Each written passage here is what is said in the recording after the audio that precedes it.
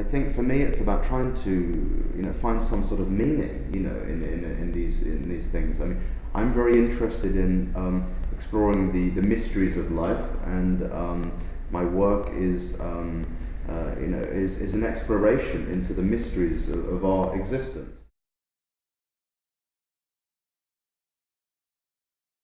Well, the lifeline has a lot in common with the skulls, because the skulls are also overviews of life. To look at the concept of mortality, and the lifelines, they are a journey. It's a metaphor for life. So you start at the beginning, and then you end at the end. So it's a life journey, and about the ups and downs in life, in the way that it's in quite a simple way to show the flow of life, and how everything that happens in the past becomes part of the present. So all the colours get mixed as you go forward into the next stage. So that is a little bit like our lives, I think, how we become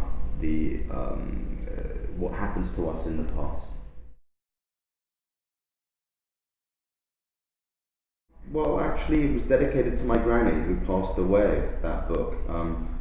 And the last poem, series of poems in the book, was about my granny, who I really loved, and passed away quite sort of around the time that I was compiling the book.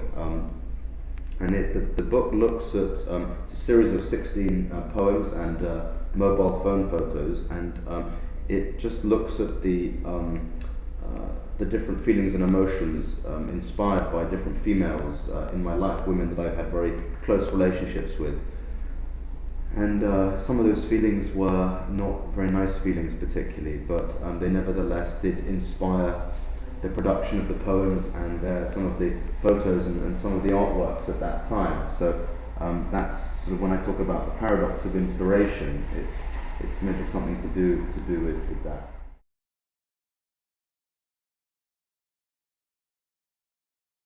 These are little mini photos of taken on my mobile phone, moments in my life that were of particular significance and interest to me.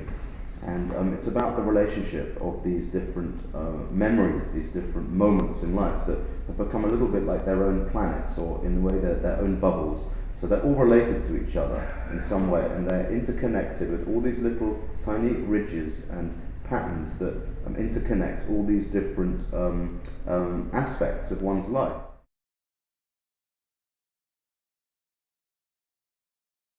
I had a conversation with a historian called Anthony Beaver, who's an amazing historian, written lots of very interesting books about the Second World War, and he actually told me of the fact that this Hitler X-ray had been published in Dr. Anton Joachim Stoller's The Last Days of Hitler, and it was actually found, this X-ray, in the archive of the National Archives in Washington D.C. So anyway, I got the book, and then I contacted the National Archives in Washington, and they very kindly, eventually, let me use the image.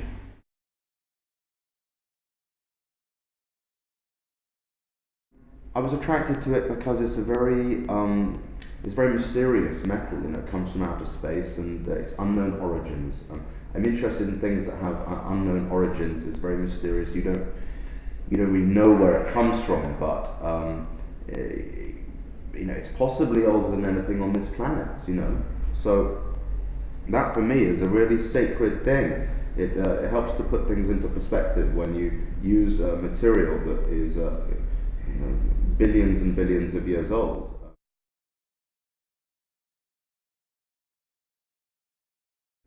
For me, making art is probably one of the most sort of sacred things that I can do in my life. So it's not just a decoration for me. I'd like to really feel that there is some contribution on a more significant level than just decoration.